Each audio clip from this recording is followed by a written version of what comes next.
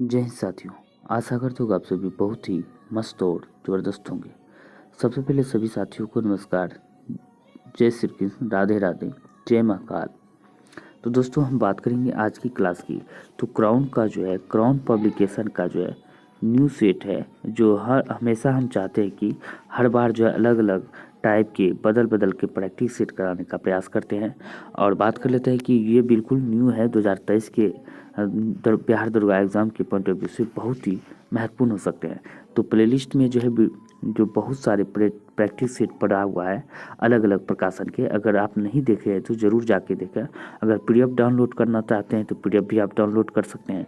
तो अब बात करते हैं यहाँ पे टेलीग्राम में आपको, जैसे कि अब बिहार डीएलएड या बिहार बीएड का जो एग्ज़ाम देने वाले हैं उनका भी प्रैक्टिस सेट कम से कम 30 से प्लस जो है वहाँ पे पीडीएफ आपको फुल सॉल्यूशन के साथ शेयर किया गया है। इसके अलावा और कई सारी जानकारी वहाँ पे दी जाती है। और हिंदी का क्लास भी बिहार सिविल कोड, बिहार सीटी एग्ज़ाम और बिहार टेट यानी कि बिहार एसआई जिस भी एग्ज़ाम में एसएससी जीडी आदि के लिए जिस भी एग्ज़ाम में हिंदी पूछे जाते हैं उन सारे के एग्ज़ामों के लिए हिंदी भी काफ़ी आपको महत्वपूर्ण बने होने वाले हैं। तो वहीं बात करते हैं बिहार दुर्गा के जो सेट है हर बार जो बदल बदल के किया जाता है वो भी काफ़ी महत्वपूर्ण है। तो चलिए, अगर नहीं देखें तो ज़रूर देखें। और आज की क्लास की हम बात करें तो हम चाहेंगे हर संभव जो है प्रत्येक क्वेश्चन का जो सॉल्यूशन देना, यानी कि विथ एनालिसिस के साथ हर एक क्वेश्चन का एनालिसिस करना चाहेंगे। तो चलिए, आप लोग बने रहिए और साथ बनाए रखें। इसी तरह हम जो है ज़रूर रोज़ जो है नया से नया करने का और हम प्रयास करेंगे। और कोई सुझाव देना चाहते हैं तो वीडियो के नीचे कमेंट कर सुझाव देना ना भूलें। तो चलिए हम बात करते हैं आज की मोटिवेशन लाइन की। अगर मंजिल ना मिले तो रास्ते बदलो, क्योंकि वृक्ष अपनी पत्तियां बदलते हैं, जड़ नहीं। बिल्कुल सही है। अगर मंजिल नहीं मिलते हैं तो आपको रास्ते बदलने होंगे, नए नए नए तरीके बदलने होंगे, तभी आपको सिलेक्शन करने होंगे। क्योंकि वृक्ष जो है हर बार पत्तियां अपना बदल लेते हैं, बल्कि जड़ नहीं बदलते हैं। जड़ तो वही रहते हैं लेकिन पत्तियां जो है बराबर जो है समय समय पर बदलते रहते हैं। तो चलिए हम बात कर लेते हैं आज की सेट की। चलिए, तो देख सकते हैं दोस्तों, ये क्राउन पब्लिकेशन का न्यू प्रैक्टिस सेट है, आप पे देख सकते हैं। तो यही प्रैक्टिस सेट जो है चलाया जा रहा है अभी वर्तमान में। और किसी दिन एडुसंधान का, और किसी दिन एडुचरिया का, किसी दिन रुक्मिणी का, किसी दिन चक्षु प्रकाशन और किसी दिन क्राउन का। इस तरह जो है सेट बदल बदल के कराए जाते हैं। तो ज़रूर देखें। अगर नहीं देखें तो वीडियो तो प्ले लिस्ट में पड़ा हुआ है, जाके ज़रूर देखें। तो चलिए आज की क्वेश्चंस की बात कर लेते हैं। आज के पहले नंबर क्वेश्चन की बात करें तो बुद्ध के जीवन की किस घटना को महाभिनिष्क्रमण के रूप में जाना जाता है? तो किस रूप में जाना जाता है? तो जब गौतम बुद्ध ने जो है गृह त्याग किया था, यानी घर को त्याग कर जो ज्ञान की प्राप्ति के लिए जो वह जंगल की ओर गया था, उसी घटना को जो है, यानी कि गृह त्याग की घटना को जो महाभिनिष्क्रमण कहा जाता है। ये आपको ध्यान रखना है। अब बात करते हैं गौतम बुद्ध का जन्म कहाँ हुआ था? लुम्बिनी नेपाल में हुआ था। और 29 वर्ष की अवस्था में उन्होंने गृह त्याग किया था। महावीर ने 30 वर्ष की अवस्था में और बुद्ध ने 29 वर्ष की अवस्था में। महावीर को हम बात करें तो ज्ञान की प्राप्ति हुआ था कितने वर्ष में? महावीर को हुआ था कितने? 12 वर्ष में। और इसको हुआ था किसको? बुद्ध को 6 वर्ष की अवस्था में हुआ था। और बुद्ध के बेटे का नाम राहुल था और महावीर की पुत्री का नाम अनुजा प्रियदर्शनी था। ये आपको ध्यान रखना है। अब बात कर लेते हैं प्रभासगिरी, जिनका तीर्थ स्थल है वो है। प्रभासगिरी किसका तीर्थ स्थल है? तो हम बात कर लेते हैं, यह जैन धर्म का जो है तीर्थ स्थल है प्रभासगिरी। ये आपको ध्यान रखना है। यह उत्तर प्रदेश के कौशाम्बी में स्थित है तथा छठे तीर्थकर पद्म प्रभु से संबंधित है, जिनका प्रतीक चिन्ह जो है लाल कमल है। तो उसी से संबंधित है और जिसका प्रतीक चिन्ह जो है लाल कमल है। प्रभासगिरी की हम बात करें तो ये आपको ध्यान रखना है। अब बात करते हैं इनमें से किस आयुर्वेदाचार्य ने तक्षशिला विश्वविद्यालय में शिक्षा प्राप्त की थी? तो तक्षशिला विश्वविद्यालय में शिक्षा प्राप्त की किसने किया था? तो हम बात करते हैं यह जो प्राप्त किया था चरक ने किया था। ये आपको ध्यान रखना। कौन? चरक ने। तो अब बात कर लेते हैं वही हम नेक्स्ट क्वेश्चन की। तो चैतन्य महाप्रभु किस संप्रदाय के से संबंध थे? तो चैतन्य महाप्रभु की हम बात करते हैं किस संप्रदाय से संबंधित थे? तो इसका आंसर की हम बात करते हैं वैष्णव संप्रदाय से संबंधित। किससे? चैतन्य महाप्रभु की बात करते हैं, वैष्णव संप्रदाय से संबंधित है और इसका जन्म बंगाल के नदिया जिले में 1486 ईस्वी में हुआ था। कब? 1486 में। इसके पिता का नाम जगन्नाथ मिश्र था और माता का नाम की बात करें तो सची देवी इसके माता का नाम था। ये आपको ध्यान रखना है। अब बात कर लेते हैं नेक्स्ट की, यानी कि बात करें तो निखित मुगल बादशाह में किसने अपनी आत्मकथा फारसी में लिखी थी, यानी अपना ऑटोबायोग्राफी जो लिखा था फारसी भाषा में लिखा था। तो इनमें से किसने लिखा था? तो बात करते हैं जहांगीर ने लिखा था। किसने? जहांगीर ने। तो मुगल बादशाह जहांगीर ने अपनी आत्मकथा की बात करना, तुझू की ए जहांगीरी फारसी भाषा में लिखी थी। ये आपको ध्यान रखना है। जहांगीर ने स्वयं अपने सिंहासन पर बैठने के समय से लेकर शासन के 17वें वर्ष तक लिखा था। ये आपको ध्यान रखना है। न्याय की जंजीर के नाम से जहांगीर को जाना जाता है। और हम बात करते हैं जहांगीर के काल को बात करें तो चित्रकला का स्वर्ण युग जो बात करें तो जहांगीर के काल को कहा जाता है। और बात कर लेते हैं ये बाबर की, तो मुगल वंश के संस्थापक बाबर थे। अकबर की बात करते हैं, हिंदी का स्वर्ण युग अकबर को कहा जाता है। तो ये मुगल शासकों में से मूर्ख शासक अकबर था। ये भी आपको ध्यान रखना है। अब बात करते हैं अष्टप्रधान नाम की मंत्रिपरिषद थी। तो अष्टप्रधान नाम की मंत्रिपरिषद की हम बात करें तो बात कर रहे थे किसका था? मराठा शासन शिवाजी। अष्टप्रधान शिवाजी के शासनकाल में मराठा शासक था वो। अब बात करते हैं अष्ट दिग्गज की बात करें तो ये कृष्णदेव राय से संबंधित था। अष्ट दिग्गज, ये आपको ध्यान रखना है। अब बात करें नवरत्न की बात करें तो ये अकबर में संबंधित, अकबर शासक से संबंधित था। ये भी आपको ध्यान रखना है। ये सारे के सारे क्वेश्चन जो है जरूर इसमें से ये आपको आने वाले एग्जाम में पूछे जा सकते हैं। ये आपको ध्यान रखना है। नवरत्न अकबर और मंत्री अष्टप्रधान शिवाजी मराठा के शासनकाल में। अब अष्टदिग्गज की बात करें कृष्णदेव राय से संबंधित था। यह भी आपको ध्यान रखना है। अब बात करते हैं टीपू सुल्तान अंग्रेजों के साथ युद्ध में मारे गए थे। तो अंग्रेजों के साथ जो युद्ध में मारे गए थे चतुर्थ आंग्ल मराठा मैसूर युद्ध जो 1799 में हुआ था, इसी वर्ष जो टीपू सुल्तान की मृत्यु हुई थी। ये आपको ध्यान रखना है, 1799 ईस्वी में। बात करते हैं निम्न में से किसने कहा था अच्छा शासन स्वशासन का स्थापन नहीं है? तो नहीं है तो यह किसने कहा था? तो हम बात करते यह जो कहा गया था स्वामी दयानंद सरस्वती के द्वारा कहा गया था। तो इन्होंने ही कहा था अच्छा शासन स्वशासन का स्थापन नहीं है। ये आपको ध्यान रखना है। स्वामी दयानंद सरस्वती की बात करें तो यह सत्यार्थ नामक पुस्तक लिखा गया था। ये आपको ध्यान, दयानंद सरस्वती की ही पुस्तक है सत्यार्थ। ये आपको ध्यान रखना है। अब बात कर लेते हैं नेक्स्ट की, तो 9th नंबर क्वेश्चन की हम बात करें तो कौन सी महत्वपूर्ण घटना जलियांवाला बाग नरसंहार के तुरंत पूर्व घटी थी, यानी कि तुरंत पूर्व घटी थी, उससे पहले की हम बात करें तो रॉलेट एक्ट का बनना जो है ये जलियांवाला बाग हत्याकांड से पूर्व ही घटी थी।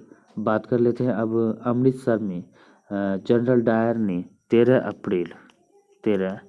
अप्रैल की हम बात करें तो 1919 में क्या किया था? 1919 में जो है गोली चलवा दी थी। और सरकारी स्रोतों के अनुसार 379 व्यक्ति मारे गए थे, लेकिन जबकि सरकारी स्रोतों के अनुसार की हम बात करें तो 1000 आदमी मारे गए थे।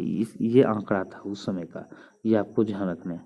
अब बात कर लेते हैं 10 नंबर क्वेश्चन की, तो यहाँ पे दिया गया 1939 में कांग्रेस को छोड़ने के पश्चात सुभाष चंद्र बोस ने किस दल की स्थापना की? तो बात करते हैं फॉरवर्ड ब्लॉक की स्थापना किया था। कांग्रेस जैसे ही त्याग किया उसी समय जो फॉरवर्ड ब्लॉक की स्थापना इनके द्वारा किया गया था। यह आपको ध्यान रखना है।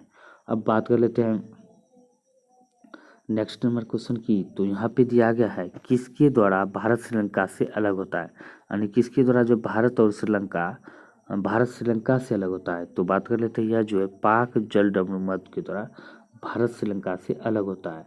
अब बात करते हैं इस जलडमरूमत का नामकरण जो है तो ब्रिटिश कंपनी के शासनकाल के दौरान तत्कालीन मद्रास के गवर्नर जो है रॉबर्ट पार्क के द्वारा जो है किया गया था। पाक जलडमरूमत का नामकरण। ये आपको ध्यान रखना है।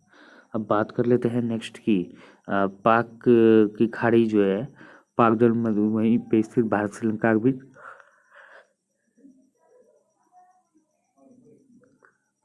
पब्बन द्वीप भी तो स्थित है। यहीं पे रामेश्वरम भी यही बीच में स्थित है। ये भी आपको ध्यान रखना है।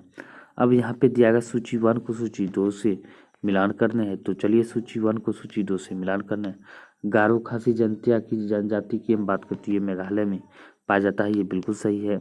अब बात कर लेते हैं, तो यहाँ पे दिया गया है गारो खासी जनता मेघालय में है। मिरी की बात करें तो ये कहाँ पे है, मिरी अरुणाचल प्रदेश में है। कोल्लई मलाई की बात करें तो ये कहाँ पे है, तमिलनाडु में है। डालमा की बात करते हैं ये झारखंड में है। तो इसका सही आंसर की बात करते हैं, ए नंबर जो इसका सही आंसर हो जाएगा। अब बात करते हैं नेक्स्ट की, यहाँ पे दिया गया क्षेत्रफल के क्रम में भारत के 3 बड़े राज्य, आपको ध्यान रखना क्षेत्रफल के क्रम में। तो भारत के 3 बड़े राज्य की बात करें तो राम महान हो आप, इसका ट्रिक होता है राम महान क्या हो जाएगा, रा से राजस्थान, म से क्या हो जाएगा मध्य प्रदेश, और महान से महाराष्ट्र, ये आपको ध्यान रखना है। तो कहाँ पे हो जाएगा, राम महान मध्य प्रदेश महाराष्ट्र, इसका राइट आंसर ए हो जाएगा। अब बात करते हैं निम्न में से अरब सागर में गिरने वाली नदी कौन सी है। तो अरब सागर में गिरने वाली नदी की हम बात करते हैं, कौन सी नदी है, तो ताप्ती, नर्मदा और ताप्ती जो है अरब सागर में गिरने वाली नदियां हैं, ये आपको ध्यान रखना है। अब बात कर लेते हैं नेक्स्ट की,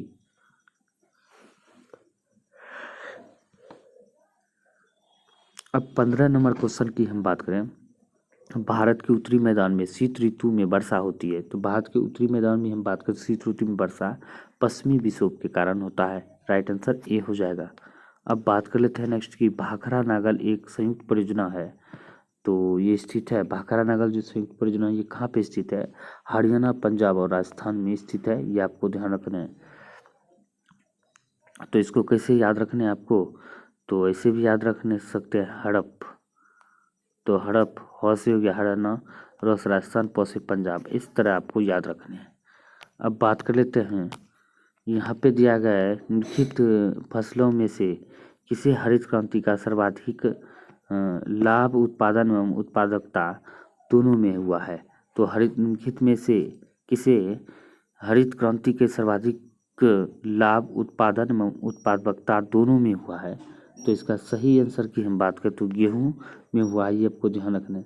हरित क्रांति में जो इसमें जो है यानी कि वृद्धि की बात करें उसमें 500% की वृद्धि दर्ज की गई थी, ये आपको ध्यान रखना है। इसका असर जो है गेहूं और धान पे पड़ा था, ये भी आपको ध्यान रखना है। और प्रभावित हुआ था मोटे अनाज जो था हरित क्रांति के दौरान जो प्रभावित हुआ था, ये आपको ध्यान रखना है। तो अब बात कर लेते हैं नेक्स्ट की, तो निम्नलिखित में से कौन सी जोड़ी सुमेलित नहीं है। तो सुमेलित नहीं है तो ये आप कौन सी जोड़ी सुमेलित नहीं है, तो चलिए हम बात करते हैं कौन सी जोड़ी सुमेलित नहीं है। मक्का की बात करें उत्तर प्रदेश में बिल्कुल सही है, जूट की पश्चिम बंगाल में, कपास महाराष्ट्र में, सोयाबीन की बात करते हैं आंध्र प्रदेश दिया गया, ये गलत है, इसका सही आंसर डी हो जाएगा। सोयाबीन की अगर हम बात करें तो सोयाबीन के उत्पादन भारत में सर्वाधिक जो हम बात करते हैं कहाँ पे है, मध्य प्रदेश, पहले MP है, तब बात करते हैं महाराष्ट्र है, ये आपको ध्यान रखना है। अब बात करते हैं नेक्स्ट की, निम्न राज्यों में से कौन सा राज्य भारत में सर्वाधिक सौर ऊर्जा उत्पादक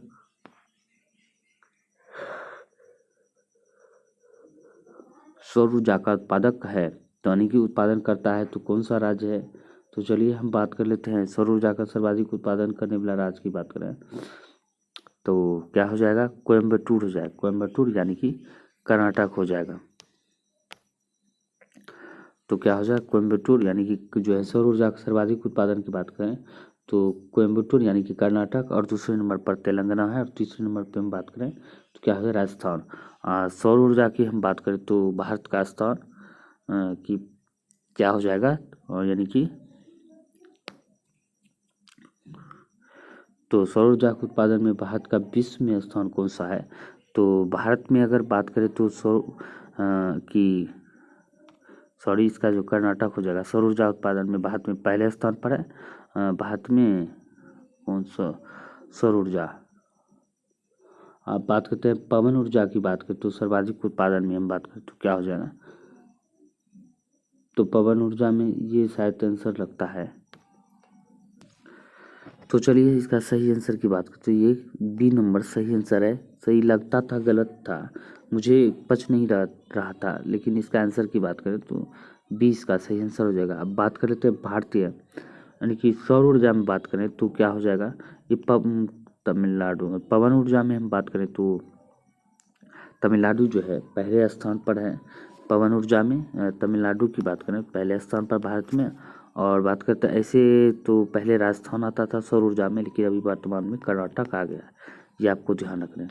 अब बात करते हैं भारतीय गन्ना अनुसंधान संस्थान स्थित है। भारतीय गन्ना अनुसंधान संस्थान की हम बात करें तो ये कहाँ पे स्थित है? कंप्यूटर में स्थित है। कंप्यूटर कहाँ पे? कंप्यूटर में। भारतीय गन्ना अनुसंधान संस्थान जो है कहाँ पे स्थित है? तो यह अनुसंधान संस्थान की बात करें तो भारतीय गन्ना अनुसंधान संस्थान कहाँ पे स्थित है? तो ये लखनऊ में स्थित है। कहाँ पे? लखनऊ में।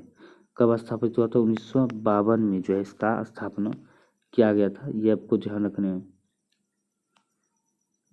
अब बात करते हैं गन्ना प्रजनन केंद्र की अगर बात करें तो ये होना चाहिए कहाँ पे? गन्ना प्रजनन केंद्र की, तो ये कोयम्बटूर होना चाहिए, ये आपको ध्यान रखना है। अब बात कर लेते हैं हमारी आकाशगंगा के केंद्र की परिक्रमा करने में सूर्य को समय लगता है। तो हमारी आकाशगंगा के केंद्र की परिक्रमा करने में सूर्य को जो है कितना समय लगता है? तो बात करते हैं 25 करोड़ वर्ष जो है समय लगता है। कितना? 25 करोड़ वर्ष, ये आपको ध्यान रखना है। अब बात कर लेते हैं नेक्स्ट की हॉर्न ऑफ अफ्रीका के अंग है। तो हॉर्न ऑफ अफ्रीका के अंग की हम बात करें तो कौन सा है? सोमालिया, इथोपिया और जिबूती जो है हॉर्न ऑफ अफ्रीका कहलाता है, ये आपको ध्यान रखना है। अब बात कर लेते हैं निम्नलिखित में से कौन सा पक्षियों का महाद्वीप के नाम से जाना जाता है? तो पक्षियों के महाद्वीप के नाम से हम बात करें तो दक्षिण अमेरिका को जाना जाता है। किसको? दक्षिण अमेरिका को। अब बात करते हैं एशिया की हम बात करें सबसे बड़ा महाद्वीप 1 नंबर पर एशिया है और दूसरा नंबर पर कौन है? तो अफ्रीका जो है, अफ्रीका दूसरे नंबर पर है, ये आपको ध्यान रखना है। अब बात करते हैं अफ्रीका है तो उसके बाद उत्तरी अमेरिका है, उसके बाद दक्षिणी अमेरिका है, ये आपको ध्यान रखना है। तो उसके बाद क्या है? उसके बाद हम बात करें तो ये अंटार्कटिका है। उसके बाद है यानी कि 4 हो गया एशिया, अफ्रीका, उत्तरी अमेरिका, दक्षिण अमेरिका, यूरोप। 5वें नंबर की बात करें तो ये क्या हो जाएगा? ये 5वें नंबर अंटार्कटिका हो जाएगा, यूरोप नहीं होगा।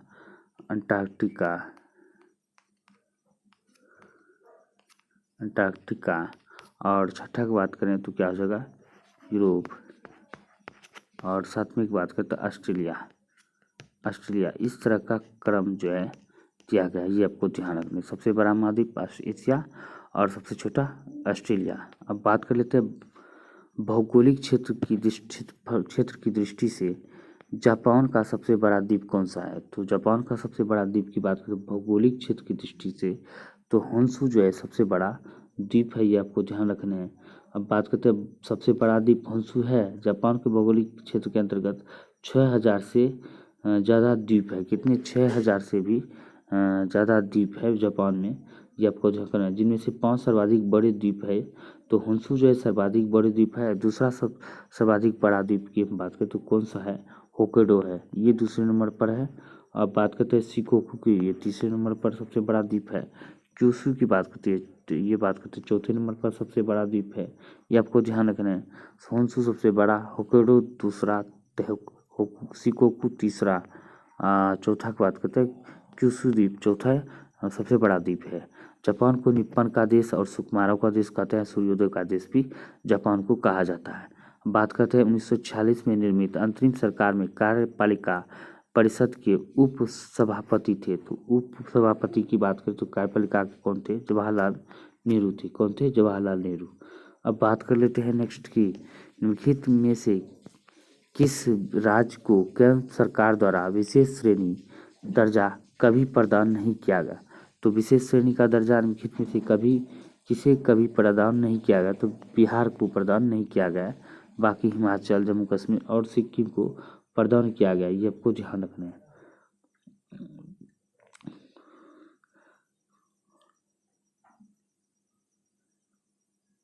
तो अब बात करते हैं अगर विशेष राज्य का क्षेत्र पूछे तो कुल कितने ऐसे राज्य हैं जिसे विशेष श्रेणी में यानी कि विशेष राज्य का दर्जा प्राप्त हुआ है? तो 11 कुल ऐसे 11 राज्य है जिसे विशेष श्रेणी का दर्जा प्रदान किया गया है। 3 हिमालय क्षेत्र राज्य है, जैसे कि कौन कौन से, हिमाचल हो गया, उत्तराखंड हो गया, और बात करते हैं जम्मू कश्मीर हो गया, जम्मू एंड कश्मीर हो गया। अब बात करते हैं पूर्वोत्तर के राज्य की बात तो मणिपुर, मेघालय, त्रिपुरा, सिक्किम, अरुणाचल प्रदेश, असम, नागालैंड और मिजोरम। ये सारे के सारे जो विशेष राज्य यानी कि क्षेत्र जो है विशेष दर्जा प्राप्त राज्य है। अब बात कर लेते हैं नेक्स्ट की। अब बात कर लेते हैं उपराष्ट्रपति को उसके पद से निम्न में से किसके प्रस्ताव के द्वारा हटाया जा सकता है। तो उपराष्ट्रपति को उसके पद से किसके प्रस्ताव द्वारा हटाया जा सकता है। तो बात कर लेते हैं राज्य परिषद के प्रस्ताव के द्वारा इसे हटाया जा सकता है। बात करते हैं अनुच्छेद यानी कि आर्टिकल 67 में के अनुसार उपराष्ट्रपति अपने पद ग्रहण की तारीख से 5 वर्ष की अवधि तक पद धारण कर सकता है यानी करेगा, जिसका उल्लेख दिया गया। अब बात करते हैं उपराष्ट्रपति अपना त्यागपत्र किसको सौंपता है, तो राष्ट्रपति को ही सौंपता है। अब बात करते हैं राष्ट्रपति उपराष्ट्रपति को सौंपता है, ये आपको ध्यान रखना है। अब बात करते हैं लोकसभा के अध्यक्ष को कैसे हटाया जा सकता है। तो लोकसभा के अध्यक्ष को हम बात करते तो कैसे हटाया जा सकता है। तो चलिए हम बात करते हैं लोकसभा अध्यक्ष के बारे में। लोकसभा के उपस्थित सदस्यों के 2/3 बहुमत से प्राप्त संकल्प द्वारा ये नहीं होगा। लोकसभा के सभी सदस्यों के बहुमत से पारित संकल्प के द्वारा, ये इसका सही आंसर बी हो जाएगा। अब यहाँ पे दिया गया सूची 1 को सूची 2 से मिलान करना है। तो यहाँ पे बात कर लेते हैं सूची 1 को सूची 2 से। तो चलिए हम मिलान कर लेते हैं। तो बात कर लेते हैं लोक लेखा समिति की हम बात करें तो ये क्या है, वित्तीय समिति है। क्या है, वित्तीय समिति। याचिका समिति की हम बात करें तो ये कार्यकारी समिति है। कहाँ चला जाएगा, 4 में चला जाएगा। स्टॉक बाजार स्कीम संयुक्त समिति की बात करें तो ये कहाँ चला जाएगा, तदर्थ समिति में चला जाएगा। अब बात करें विभागीय समिति की बात करते हैं स्टैंडिंग समिति हो जाएगा। तो इसका सही आंसर की बात करें तो सी इसका सही आंसर हो जाएगा। क्या हो जाएगा, सी इसका सही आंसर होगा। अब बात करते हैं नेक्स्ट की। अब यहाँ पे दिया गया है किसी राज्य के राज्यपाल द्वारा जारी ऑर्डिनेंस का अनुमोदन होना आवश्यक है। तो किसी राज्य के राज्यपाल द्वारा जारी ऑर्डिनेंस का अनुमोदन होना आवश्यक होता है। तो बात कर लेते हैं क्या आवश्यक कब होता है, राष्ट्रपति द्वारा। ये तो नहीं होगा, राज्य की विधायिका द्वारा। तो इसका सही आंसर बी हो जाएगा। राज्य की विधायिका द्वारा राज्यपाल द्वारा जारी ऑर्डिनेंस का अनुमोदन होना आवश्यक होता है, ये आपको ध्यान रखना है। बात कर लेते हैं अंडमान एवं निकोबार द्वीप पर निम्नलिखित उच्च न्यायालयों में से किस एक का क्षेत्रीय अधिकार है। तो हम बात करते हैं किस एक का क्षेत्रीय अधिकार है। अंडमान निकोबार द्वीप की बात करें तो इसमें हम बात करते हैं कोलकाता की क्षेत्रीय अधिकार है। अब बात करते हैं कुल ऐसे 7 ऐसे मतलब उच्च न्यायालय है जिसमें एक से अधिक राज्य के जो है के मामले जो है, एक से अधिक राज्य के मामले जो है सुनवाई होते हैं। कुल ऐसे 7 राज्य हैं की अंतर्गत आते हैं। 7 ऐसे राज्य है जो 2 यानी कि 2 या 2 से अधिक राज्यों के मामले की सुनवाई करते हैं, ये भी आपको ध्यान रखना है। अब बात करते हैं निम्नलिखित में से कौन सा कथन सत्य नहीं है। तो कौन सा कथन सत्य नहीं है, तो बात कर लेते हैं कथन सत्य की। तो भारतीय योजना आयोग का अध्यक्ष प्रधानमंत्री होता है, ये गलत है यानी कि सत्य नहीं है, तो ये सही है। बात करते हैं भारत में नियोजन के लिए सर्वोच्च निर्णय संस्था योजना आयोग है, तो ये गलत है। सर्वोच्च निर्णय संस्था जो योजना आयोग नहीं है। बाकी हम बात करते हैं नेक्स्ट की, बाकी सभी के सभी सही हो जाएंगे। तो इसका सही आंसर क्या होगा, सही आंसर बी हो जाएगा। अब बात करते हैं हित में से कौन एक दल बदल विरोधी कानून से आच्छादित नहीं है। तो दल बदल कानून विरोधी से आच्छादित नहीं है। तो दल बदल की हम बात करें तो कानून की 52वें संविधान संशोधन द्वारा दल बदल कानून जो 1985 में जो यानी कि 1985 में लाया गया था, ये आपको ध्यान रखना है। दल बदल यानी 52वें संविधान संशोधन द्वारा दल बदल कानून को लाया गया था। तो अब बात कर लेते हैं कि दल बदल के बारे में कौन सा की बात करें कथन आच्छादित नहीं है। तो बात करते हैं दल बदल में एक साथ पूर्ण दल बदल है, तो एक साथ है, तो ये भी सही है। किसी दल में विभिन्न चरणों में बड़े पैमाने पर दल बदल, ये गलत है। इसका सही आंसर क्या होगा, बी हो जाएगा। अब बात कर लेते हैं कि निम्नलिखित में से कौन सी एक समिति पंचायत राज संस्था से संबंधित नहीं है। तो पंचायत राज संस्था की हम बात करें तो कौन सा एक समिति संबंधित है, PVN राव समिति जो है ये संबंधित नहीं है। अब बात करते हैं पी.एन. राव समिति की बात करते हैं, पंचायती राज संस्था से नहीं अन्य सभी का जो है हम बात करें तो पंचायती राज संस्था अशोक मेहता द्विस्तरीय पंचायती राज से संबंधित, बलवंत राय मेहता त्रिस्तरीय पंचायती राज से संबंधित है।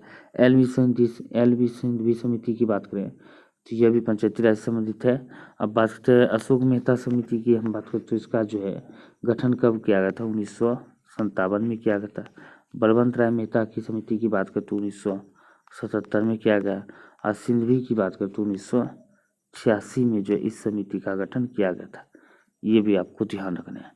अब बात कर लेते हैं नेक्स्ट की भारतीय नौसेना में सेना के लेफ्टिनेंट कर्नल के समकक्ष कौन होता है। तो भारतीय सेना में सेना के लेफ्टिनेंट कर्नल के समकक्ष कौन होता है, तो ये जो हम बात करते हैं कमांडर होता है। कौन होता है, कमांडर।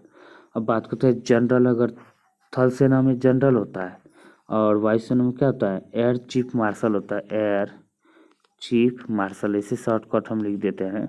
तो अब बात है नौसेना में क्या होगा, एडमिरल हो जाएगा, एडमिरल। ये आपको ध्यान रखना है। ये सबसे यानी कि बात करते हैं बड़ा पोस्ट हो जाता है। अब सबसे छोटा की बात करें तो लेफ्टिनेंट होता है थल सेना में, और वायुसेना की बात करें तो फ्लाइंग ऑफिसर होता है, फ्लाइंग ऑफिसर होता है। अब बात कर लेते हैं वही कि नौसेना में तो क्या होता है, सब लेफ्टिनेंट होता है, सब लेफ्टिनेंट। ये आपको ध्यान रखने हैं। अब बात कर लेते हैं नेक्स्ट की भारतीय वन जीव के संदर्भ में उड्डयन बलगुल यानी कि फ्लाइंग फॉक्स निम्नलिखित में से क्या है। तो उड्डयन बलगुल की हम बात करें तो इनमें से क्या है, तो बात कर लेते हैं यह जो है चमगादड़ है। क्या है, चमगादड़। अब बात करते हैं इंडियन फ्लाइंग फॉक्स चमगादड़ की एक प्रजाति है जो चीन, भारत, बांग्लादेश, मालदीव, नेपाल, पाकिस्तान, श्रीलंका में पाया जाता है। इसे ग्रेट इंडियन फ्रूट बैट भी कहा के नाम से भी जाना जाता है, ग्रेट इंडियन फ्रूट बैट। अब बात कर लेते हैं नेक्स्ट की, यहाँ पे दिया गया है कि सर्वप्रथम किस विदेशी को भारत रत्न से सम्मानित किया गया था। तो सर्वप्रथम किस विदेशी को भारत रत्न से सम्मानित किया गया था, तो खान अब्दुल गफ्फार खान को सम्मानित किया गया था। तो इसे पहली बार हम बात करते हैं कब मिला था, 1987 में जो है ये सबसे बड़ी सम्मान भारत रत्न से जो इसे नवाजा गया था, खान अब्दुल गफ्फार खान को। और बात करते हैं खान अब्दुल गफ्फार खान फ्रंटियर गांधी के नाम से भी मशहूर है, ये भी आपको ध्यान रखना है। अब बात कर लेते हैं कैनन शब्द किस खेल से संबंधित है।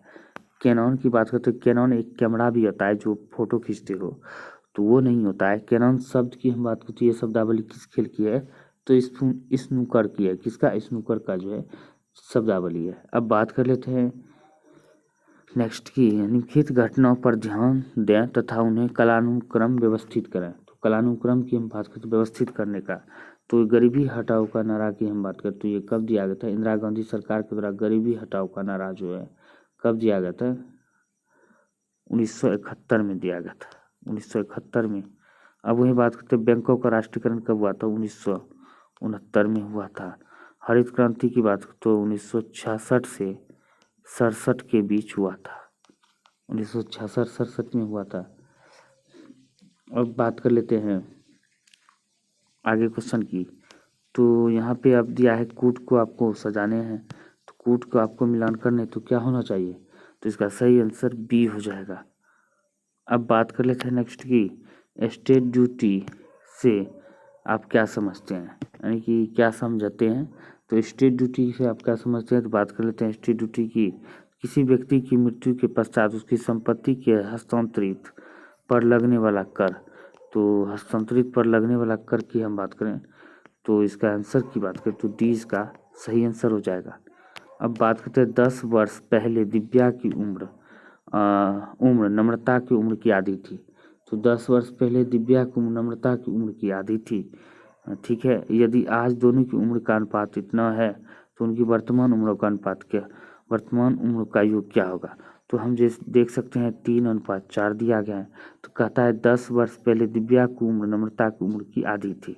तो 10 वर्ष पहले अगर हम इसको क्या मान लेते हैं, इसे अगर हम 30 मान लेते हैं, इसे 40 मान लेते हैं, तो 10 वर्ष पहले जो था इसका उम्र कितना था, तो 20 मान लेते हैं और इसको 30 मान लेते हैं, ठीक है। तो ये हो गया 20 और 30 वर्ष 2 और 3 अनुपात में। अब कहता है आज दोनों का उम्र क्या होगा, दोनों का उम्र की बात करें तो आज क्या होना चाहिए, 10 वर्ष पहले जो था इतना है, और यदि आज दोनों की उम्र की अनुपात इतना है तो यहाँ पे उनकी वर्तमान उम्र का योग पूछा गया है। तो वर्तमान उम्र का योग ऐसे ज़्यादा हो रहा है, तो इसे नहीं बनाना, तो ये तो गलत हो जाता है। तो 10 वर्ष पहले विद्या और नम्रता की आयु की हम बात करें तो क्या होना चाहिए, 3:4 में। तो हम इसको क्या करेंगे, 5 यानी कि 5 मान लेते हैं, 3×5 = 15 हो जाता है और 5×4 = 20 हो जाएगा। तो इसे 5×5 मान लेते हैं, अगर 5 भी मान लेते हैं या 35 भी मान लेते हैं, ऑप्शन से भी बनाते हैं तो चल हो जाएगा। तो इसको क्या करेंगे, 5 सीधा 5 × 15 5×4 = 20 हो जाता है। अगर इसी को जो है 10 वर्ष पहले की हम बात करें तो ये वर्तमान की है, तो 10 वर्ष पहले क्या होगा, 10 वर्ष पहले उम्र की आयु की बात करें तो इसको 25 हो जाएगा और ये क्या होगा, 30 हो जाएगा। तो इसका राइट आंसर क्या हो जाएगा, डी इसका सही आंसर हो जाएगा 35। ऑप्शन से भी आप बना सकते हैं। अब बात करते हैं चाय, यहाँ पे दिया गया मैथ की, तो यहाँ पे दिया चाय का एक उत्पादन, चाय बागानों में 2 प्रकार की चाय है। एक जो है 18 रुपया प्रति किग्रा है और दूसरी 20 रुपया प्रति किग्रा है। दूसरी 5:3 में मिश्रित कर चाय तैयार करता है। तदनुसार यदि वह उस मिश्रित चाय को 21 रुपया में बेच देता है तो यानी कि इसको ज्ञात करना है। तो इसको कैसे ज्ञात करना है तो बात कर लेते हैं। तो इसको जो है रेशियो मेथड से अगर हम बनाते हैं तो 18 रुपया का चाय और 20 रुपया का चाय जो है से मिश्रित करके 21 रुपया में बेच देता है। तो इसको क्या करेंगे, तो ये 1 हो जाएगा यहाँ पे और ये 3 हो जाएगा, यानी 1:3 के अनुपात में ये मिक्स कर रहा है। तो अब यहाँ पे कहता है कि ग्राम एक भाव पर बेचने पर, 1 रुपया किग्रे के भाव पर बेचने पर उसे कितने % का लाभ होता है। कुल लाभ की हम बात करें तो क्या हो जाएगा, तो 4 हो रहा है, तो 4 अगर लाभ हो रहा है तो इस किस पे हो रहा है, 18 पे।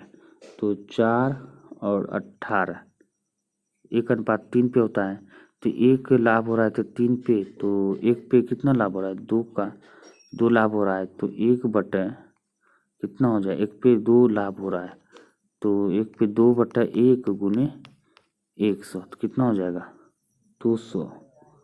ये गलत हो जा रहा है।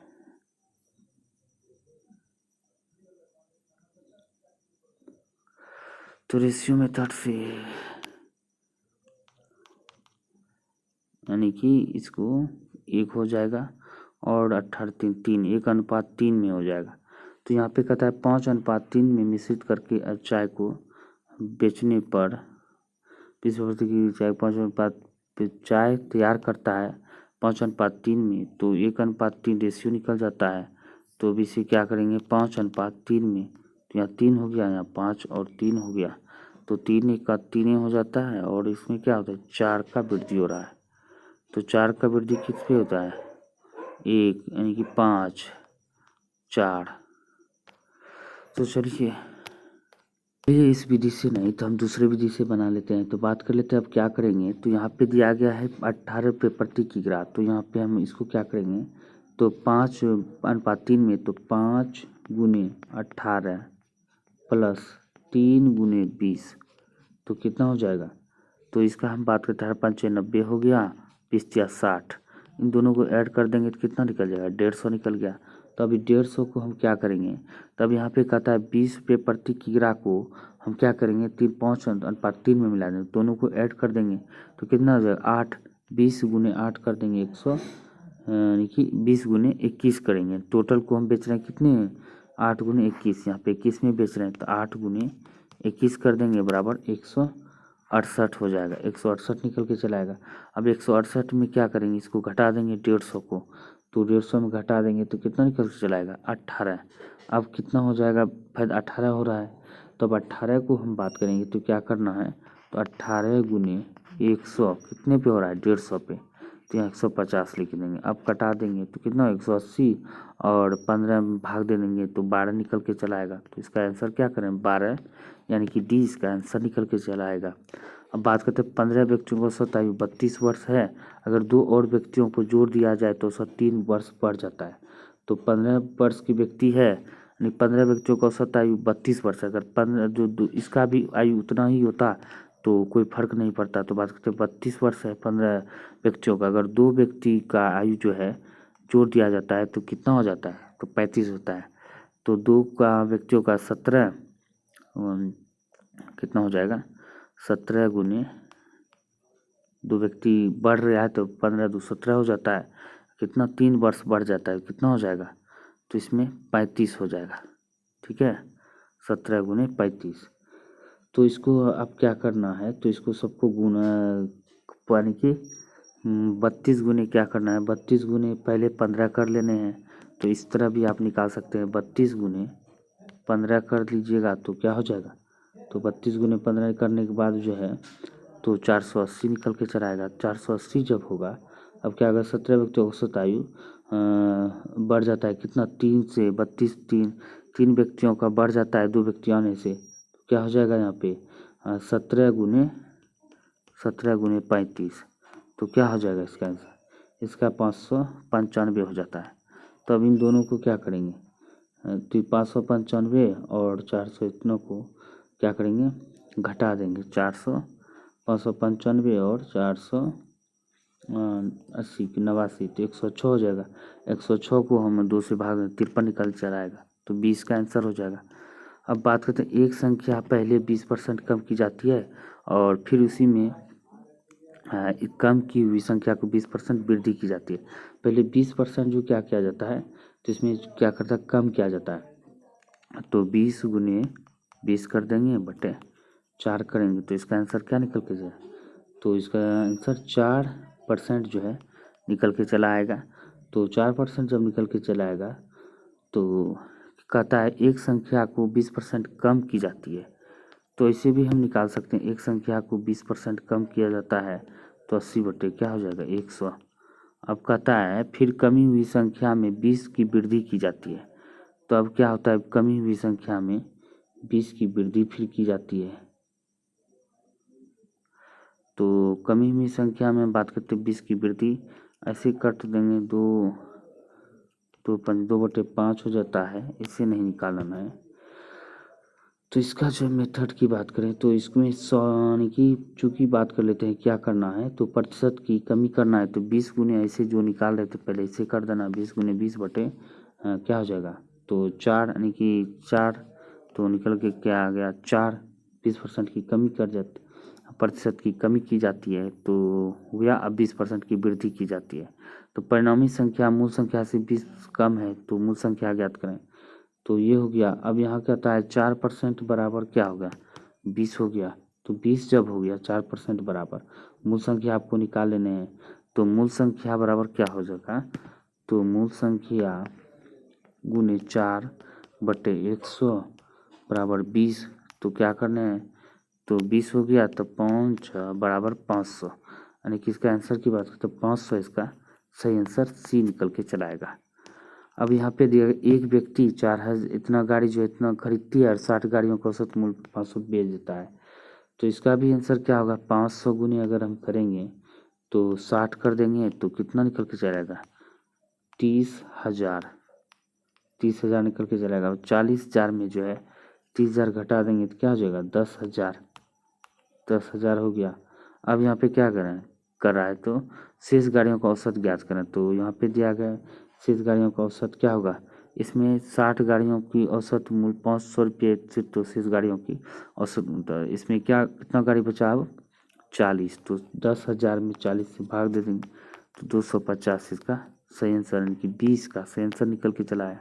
अब बात करते हैं दाढ़ी मूछें का निकलना किस हार्मोन से संबंधित है। दाढ़ी मूछें का निकलना की बात करें टेस्टोस्टेरोन हार्मोन से संबंधित है। सूर्य से सर्वाधिक दूर स्थित ग्रह है,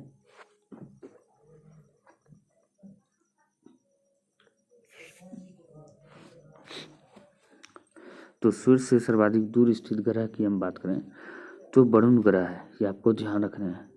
अब बात करते हैं पादप कोशिका में डीएनए होता है। तो पादप कोशिका में डीएनए की हम बात करें तो क्या होता है, तो सभी होता है, हरित लवक माइटोकॉन्ड्रिया और केंद्रक, यानी कि डी इसका सही आंसर हो जाएगा। अब बात करते हैं 49 की, तो भारतीय अंतरिक्ष अनुसंधान संस्थान यानी कि इसरो कहाँ स्थित है। तो इसरो की हम बात करते तो कहाँ पे स्थित है, तो इसका आंसर की बात करें बंगलुरु में स्थित है। इसरो की स्थापना कब हुआ था? 1969 में हुआ था।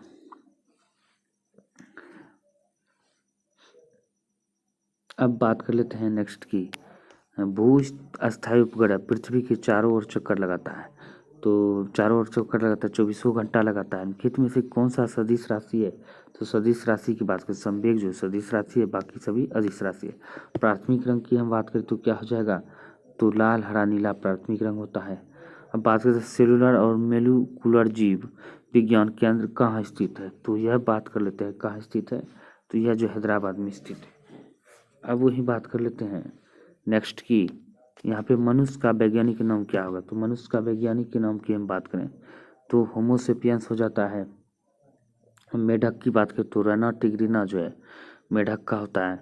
अब बात करते हैं बिल्ली का, तो फेलिस डोमेस्टिका होता है, फेलिस डोमेस्टिका बिल्ली का होता है। कैनिस फेमिलिस की बात करें तो कुत्ता का, बॉस एंडिकिस गाय का होता है। घेंघा किस ग्रंथि के बढ़ने के कारण होता है? तो ये थायराइड ग्रंथि के कारण जो है घेंघा होता है। ये आपको ध्यान रखना है, जो कि आयोडीन की कमी से होता है। तड़ित चालक बनाए जाते हैं किसके? तो तड़ित चालक की बात करते हैं तांबे के बनाए जाते हैं। किसके बनाए जाते हैं? तो ये तांबे के बनाए जाते हैं तड़ित चालक, तो तांबे के बनाए जाती है, आपको ध्यान रखना। अब बात कर लेते हैं मनुष्य लोहा किससे प्राप्त करता है? तो मनुष्य लोहा की हम बात करें तो ये प्राप्त किया जाता है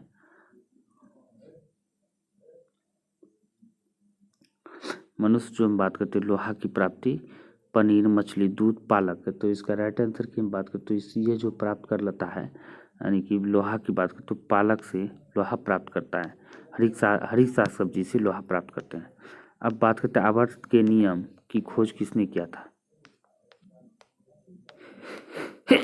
तो बात करते हैं आवर्त के नियम की खोज, बात करते हैं टोरसोली के द्वारा की गई थी आवर्त के नियम की खोज। अब बात करते हैं एंटीसेप्टिक सर्जरी का आविष्कार किसने किया था? जोसेफ लिस्टर के द्वारा एंटीसेप्टिक सर्जरी का आविष्कार किया गया था। अब बात करते हैं नेक्स्ट की, तो हेपेटाइटिस रोग शरीर के कौन सा अंग प्रभावित करता है? तो हेपेटाइटिस में हम बात करें शरीर का जो है यकृत प्रभावित होता है, ये आपको ध्यान रखना है। अब बात करते हैं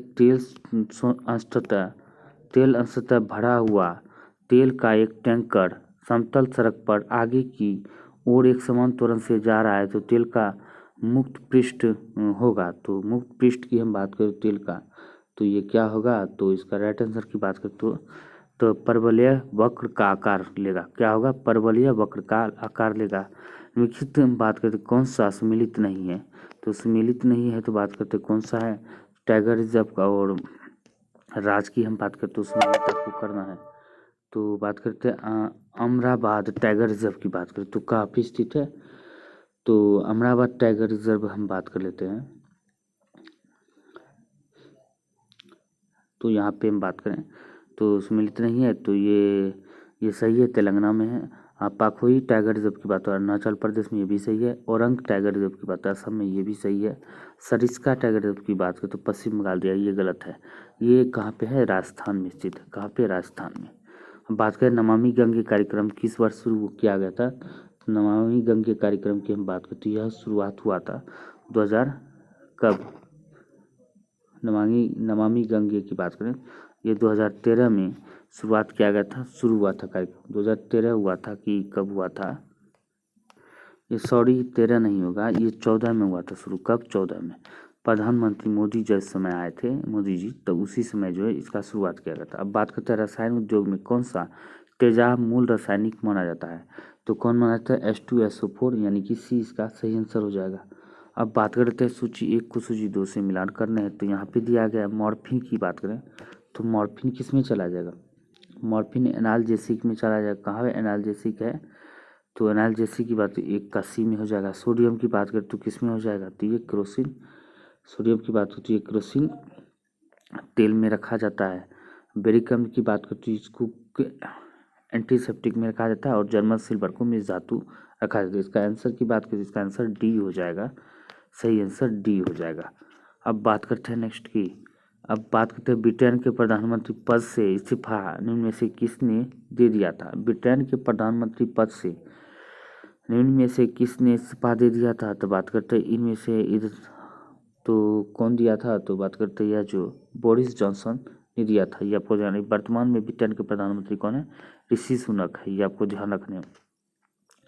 भारत में बेरोजगारी के आंकड़े कौन एकत्रित करता है? तो बात कर लेते हैं यह जो एकत्रित करता है NSSO, national sample survey organisation के द्वारा किया जाता है। अब बात करें 2021 में भारतीय नागरिकता का त्याग करने वाले भारतीय नागरिकों का शीर्ष पसंद देश कौन सा है? यानी कि भारतीय नागरिक का त्याग करके कौन से देश जो है बसने में शीर्ष पड़ रहा है, यानी कि भारतीयों का सबसे ज़्यादा पसंद कौन सा देश रहा है? तो बात कर लेते हैं कनाडा रहा है। कौन सा? कनाडा।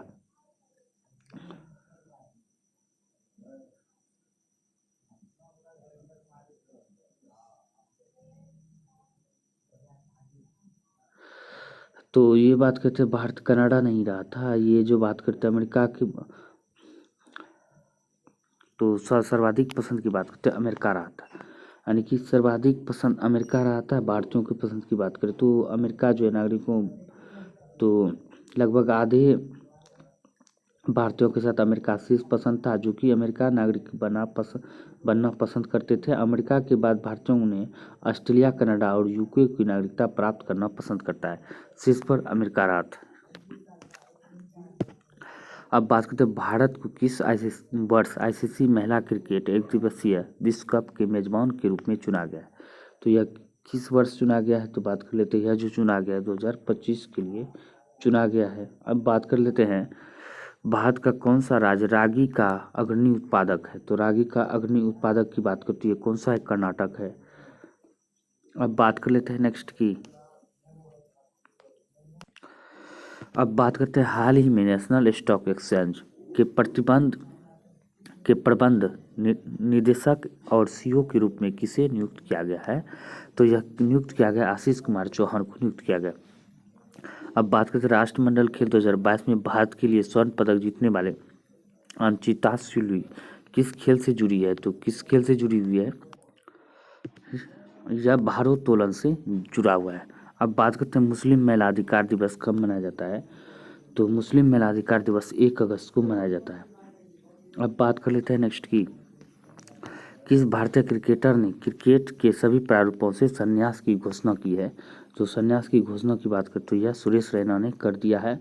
यह आपको ध्यान रखना है। कब? 6 सितंबर 2022 को क्रिकेट के सभी प्रारूपों से घोषणा कर दिया है। यह आपको ध्यान रखना है।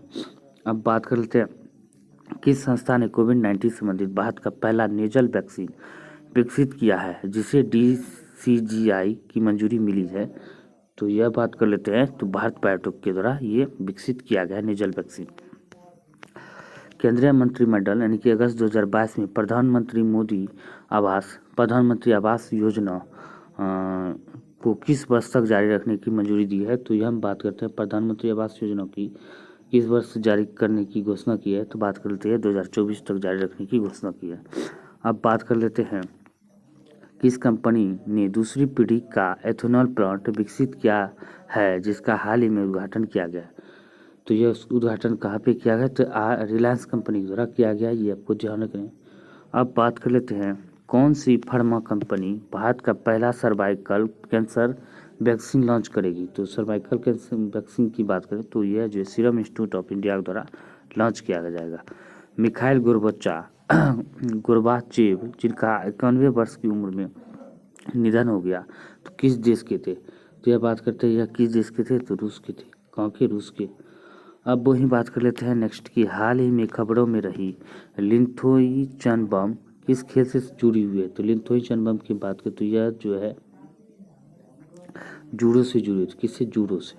अब बात करते हैं भारतीय राज्य या केंद्र शासित प्रदेश ने परिवार कल्याण कार्ड योजना लॉन्च किया है। तो परिवार कल्याण कार्ड की योजना की बात करें तो उत्तर प्रदेश के द्वारा लॉन्च किया गया है। अब बात करते हैं विश्व सेरेब्रल पॉल्सी दिवस कब मनाया जाता है? सेरेब्रल पॉल्सी दिवस की बात करें तो यह कब मनाया जाता है? 6 अक्टूबर को मनाया जाता है। अब बात करते हैं भौतिकी में नोबेल पुरस्कार 2022 के विजेता में से एक एंटेनो जिलिंगर किस देश से है? तो किस देश से है? तो बात कर लेते हैं जो ऑस्ट्रिया के हैं। अब बात करते हैं ऑप्टिम्स किस कंपनी द्वारा लॉन्च किया गया है, जो प्रोटोटाइप ह्यूमैनॉइड रोबोट है। तो किस कंपनी के द्वारा यह लॉन्च किया गया है, तो यह बात करते हैं टेस्ला के द्वारा लॉन्च किया गया है। अब बात करते हैं टेस्ला जो है एलन मस्क की कंपनी है। टेस्ला और फाल्कन 9 भी एलन मस्क की कंपनी है। दुनिया के सबसे अमीर व्यक्ति भी है एलन मस्क। अब बात कर लेते हैं एक नई उन्नत पर्यवेक्षीय निगरानी प्रणाली दक्ष किसके द्वारा लॉन्च किया गया है। तो दक्ष की बात करें तो यह लॉन्च किया गया है तो भारतीय रिजर्व बैंक के द्वारा। एशिया के सबसे बड़े कंप्रेस्ड बायोगैस प्लांट उद्घाटन किस राज्य में किया गया। तो बात कर लेते हैं जो पंजाब में किया गया। कहाँ पे? पंजाब में। अब बात कर लेते हैं भारतीय मूल के लीडर लियो वाराडकर को किस देश के प्रधानमंत्री के रूप में चुने गए हैं। तो यह बात करते हैं तो यह चुने गए आयरलैंड के प्रधानमंत्री के रूप में। प्रधानमंत्री नरेंद्र मोदी ने किस शहर में गृह प्रवेश कार्यक्रम का शुभारंभ किया है। तो यह किया है अगरतला, त्रिपुरा की राजधानी अगरतला में। अब बात करते हैं national animal resource facility for biomedical research का उद्घाटन किस शहर में किया गया। तो इसका उद्घाटन की बात करें तो यह हैदराबाद में किया गया है। तो राइट आंसर क्या होगा? डी हो जाएगा। अब बात करते हैं यूनाइटेड नेशन ने भारत की किस पहल को टॉप 10 वर्ल्ड रेस्टोरेशन फ्लैगशिप में स्थान दिया है। तो यह दिया है स्थान नमामि गंगे को। अब बात करते हैं भारत और कजाकिस्तान की सेना भारत के किस राज्य में एक्सरसाइज काजिंद 22 का आयोजन कर रही है। तो बात कर लेते हैं ये कहाँ पे कर रही है। तो मेघालय में कर रही है। अब बात कर लेते हैं नेक्स्ट की भारतीय सेना एक्सरसाइज सूर्य किरण यानी कि 16वें में सूर्य किरण 16वां संस्करण किस देश की सेना के साथ भाग ले रही है। तो सूर्य किरण की बात करते हैं नेपाल के साथ एक्सरसाइज किया जाता है। ये आपको ध्यान रखना है। श्रीलंका के बाद भारत श्रीलंका के बीच सिलेनेक्स किया जाता है। उदार शक्ति भारत मलेशिया के बीच किया जाता है। ये आपको ध्यान रखना है। निम्नलिखित में से बिहार के कौन से मुख्यमंत्री बिहार विधान परिषद के अध्यक्ष रहे हैं। तो बिहार विधान परिषद के अध्यक्ष कौन से मुख्यमंत्री हैं? अब्दुल गफ्फूर रहे हैं। कौन? अब्दुल गफ्फूर। अब बात कर लेते हैं गुरु तेग बहादुर गुरुद्वारा किस सिख सर्किट कहाँ स्थित है। यानी गुरु तेग बहादुर गुरुद्वारा सिख सर्किट कहाँ स्थित है। तो यह बात कर लेते हैं स्थित है पटना में। बिहार संग्रहालय कहाँ स्थित है। तो बिहार संग्रहालय की हम बात करें तो यह स्थित है पटना में। निम्न में से किसे भोजपुरी सिनेमा के जनक के रूप में जाना जाता है। तो भोजपुरी सिनेमा के जनक के रूप में बात करें विश्वनाथ प्रसाद शाहाबादी को जाना जाता है। अब बात करते हैं मिथिला क्षेत्र में किस नदी को गंगा के समान पवित्र माना जाता है। तो किस नदी को गंगा के समान पवित्र माना जाता है? कमला नदी को। बिहार के राजस्व एवं भूमि सुधार विभाग के मंत्री कौन है। तो बिहार के राजस्व एवं भूमि सुधार मंत्री की बात करें तो आलोक कुमार मेहता है। अब बात कर लेते हैं नेक्स्ट की बिहार में वज्रपात से बचने के लिए कितने जिलों में हूटर लगाने की योजना है। तो कितने जिलों में हूटर लगाने की योजना बना रही है। तो ये सभी जिलों में। कहाँ पे? सभी जिलों में। बिहार के यानी कि आस्ट का लास्ट यानी कि 100 नंबर क्वेश्चन की बात करें तो बिहार के ग्रामीण इलाकों में पानी उपलब्ध कराने के लिए कितने गाँवों में एक एक चापाकल लगाए जाने की योजना है। तो यह बात कर लेते हैं कितने गाँवों में। तो यह 10,000 गाँव में एक एक चापाकल लगाने की घोषणा की गई है। तो उम्मीद करता हूँ दोस्तों यह जानकारी आप सभी को बहुत ही पसंद आए। तो वीडियो को लाइक करें, शेयर करें, चैनल को सब्सक्राइब जरूर करें। अगर कोई सुझाव देना हो तो वीडियो के नीचे कमेंट कर सुझाव देना ना भूलें। मिलते हैं अगले वीडियो में, तब तक के लिए जय हिंद जय भारत।